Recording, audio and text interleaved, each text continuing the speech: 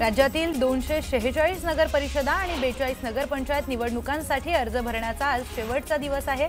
इच्छुकांना दुपारी 3 वाजेपर्यंत अर्ज दाखल करता येणार आहे। तर माघार घेण्याची अंतिम मुदत 21 नोव्हेंबर आहे।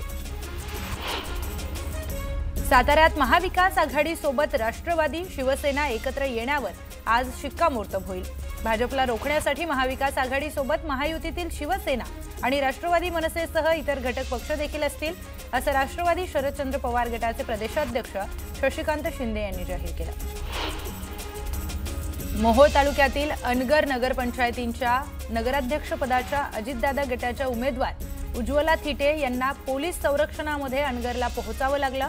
भाजप नेते राजन पाटील उमेदवारी अर्ज भरू देत नसल्याचा आरोप केल्यानंतर पोलिसांकडून थिटे यांना संरक्षण देण्यात आलं।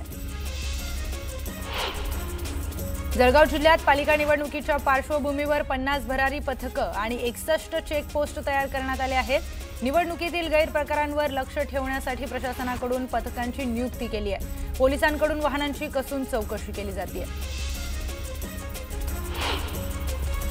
जळगाव जिल्ह्यातील 18 नगरपालिकांसाठी होणाऱ्या नगरपंचायतीच्या निवडणुकीत उमेदवारी अर्ज दाखल करण्याचा आज अंतिम दिवस आहे। त्यामुळे संपूर्ण जिल्ह्यातील राजकीय हालचालींना मोठा वेग आलाय। सत्ताधाऱ्यांपासून विरोधकांपर्यंत तसेच विविध पक्षांच्या स्थानिक कार्यकर्त्यांमध्ये प्रचंड धावपळ सुरू आहे। अमरावती जिल्ह्यातील 10 नगरपालिका आणि 2 नगरपंचायतींसाठी निवडणूक होणार आहे। भाजपकडून नगराध्यक्षपदाच्या 12 उमेदवारांची यादी जाहीर करण्यात आली आहे। भाजप नेत्यांच्या कुटुंबियांना प्राधान्य देण्यात आले। नागपूरमधील काँग्रेसच्या शेकडो कार्यकर्त्यांनी भाजपमध्ये प्रवेश केलाय। नागपूर ग्रामीणमध्ये काँग्रेसला मोठा धक्का बसला असून प्रसन्ना तिडके यांनी शेकडो कार्यकर्त्यांसह चंद्रशेखर बावनकुळे यांच्या उपस्थितीमध्ये भाजपमध्ये प्रवेश केला। सावंतवाडीत भाजपकडून जोरदार शक्ती प्रदर्शन करण्यात आलं। नगराध्यक्षपदासाठी श्रद्धाराज भोसले यांनी उमेदवारी अर्ज दाखल केलाय। यावेळी भाजपचे युवा नेते विशाल परब यांनी विजय आमचाच असेल असा विश्वास व्यक्त केला। दौंडमध्ये राष्ट्रवादी शरदचंद्र पवार पक्षाला खिंडार पडलाय। भाजप आमदार राहुल कुल यांनी डावपेच आखायला सुरुवात केली आहे। डॉक्टर भरत खळदकर यांच्यासह अनेक कार्यकर्त्यांनी भाजपमध्ये प्रवेश केलाय। त्यामुळे आता दौंड तालुक्यामध्ये भाजपची ताकद वाढणार आहे। पालघरच्या गडचिंचले साधू हत्याकांड प्रकरणामध्ये मुख्य आरोपी म्हणून भाजपनेच आरोप केलेले राष्ट्रवादी शरदचंद्र पवार पक्षाचे नेते काशीनाथ चौधरी यांनी भाजपमध्ये प्रवेश केला। काशीनाथ चौधरी यांच्यासोबत 3000 पेक्षा जास्त कार्यकर्त्यांनी भाजपमध्ये प्रवेश केला। सांगलीतील ईश्वरपूर नगर परिषद मकोका लागलेल्या लोकांच्या हातात देऊ नका अशी टीका जयंत पाटलांनी केली आहे। ईश्वरपूर नगर परिषद निवडणुकीच्या प्रचार सभेत जयंत पाटलांनी हे विधान करत महायुतीवर निशाणा साधलाय। तळेगाव दाभाडे नगर परिषद निवडणुकीची रंगत शिगेला पोहोचली आहे। उमेदवारी अर्ज दाखल करण्याच्या अंतिम टप्प्यामध्ये एकूण 36 उमेदवारी अर्ज दाखल करण्यात आले। यामध्ये 12 महिला उमेदवारांचा समावेश आहे। सिन्नरमधील मंत्री माणिकराव कोकाटेंचे समर्थक माजी उपनगराध्यक्ष नामदेव लोंढे यांनी शिवसेनेमध्ये प्रवेश केलाय। शिवसेनेमध्ये प्रवेश करताच एबी फॉर्म देत नगराध्यक्षपदाचा उमेदवार म्हणून नामदेव लोंढे यांच्या नावाची घोषणा करण्यात आली। सावदा नगरपालिका निवडणुकीसाठी आतापर्यंत नगरसेवक पदासाठी 75 उमेदवारी अर्ज हे दाखल झालेत, तर नगराध्यक्षपदासाठी 7 उमेदवारी अर्ज दाखल करण्यात आले।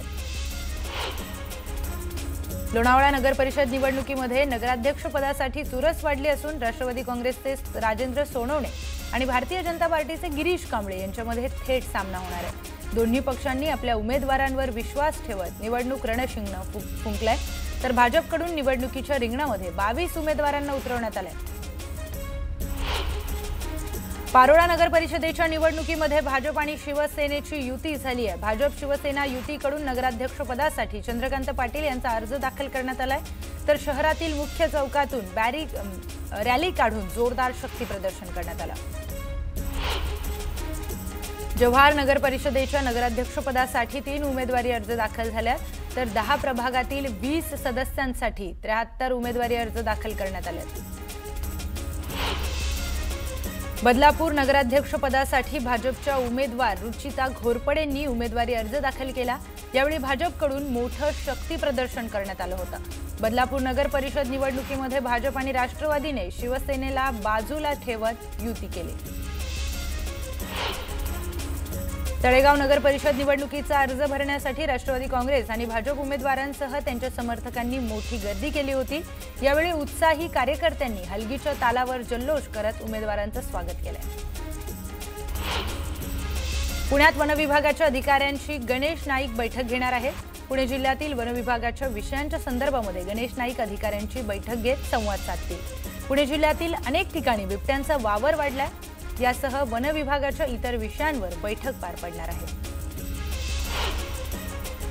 देहू रोडच्या मामुर्डी गावातील शेतकरी हवालदिल झाले असून देहू रोड कॅन्टोन्मेंट बोर्डाच्या आरोग्य विभागाने निर्मिती केलेल्या गटारीच्या पाण्याने शेती उजाड झाली आहे। त्यामुळे शेतकऱ्यांचं प्रचंड नुकसान होत आहे। प्रशासनाने वेळीच जागा होऊन तातडीने उपाययोजना करण्याची मागणी केली जाते।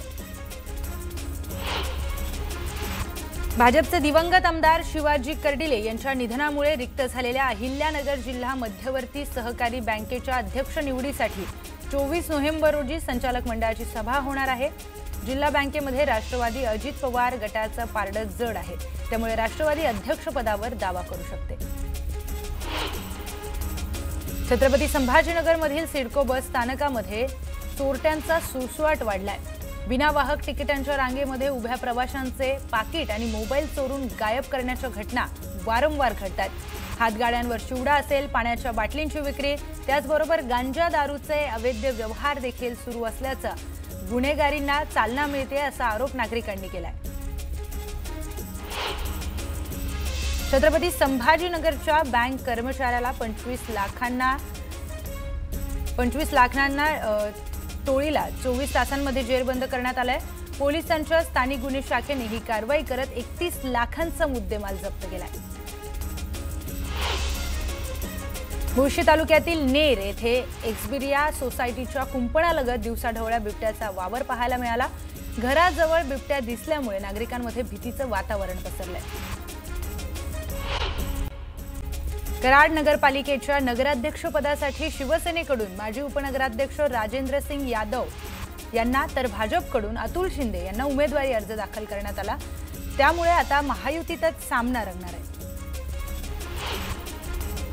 मोहोळ नगर परिषदेच्या नगराध्यक्षपदासाठी शरद पवारांच्या राष्ट्रवादी काँग्रेस पक्षाने अश्विनी जाधवांना उमेदवारी जाहीर केली आहे। दरम्यान माजी आमदार रमेश कदमांच्या उपस्थितीमध्ये अश्विनी जाधवांनी नगराध्यक्षपदाचा उमेदवारी अर्ज दाखल केला।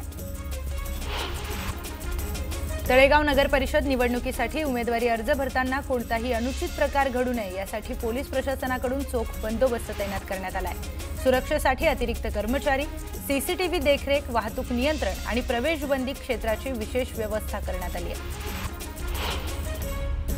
इंदापूरमध्ये अजित पवारांना मोठा धक्का बसलाय। राष्ट्रवादीचे जिल्हाध्यक्ष प्रदीप गारटकर यांनी पदाचा राजीनामा देऊन शरद पवारांच्या पक्षामध्ये प्रवेश केला, तर माजी मंत्री हर्षवर्धन पाटील आणि भाजपचे युवा नेते प्रवीण माने राष्ट्रवादी विरोधामध्ये नगर परिषदेची निवडणूक लढवणार आहेत।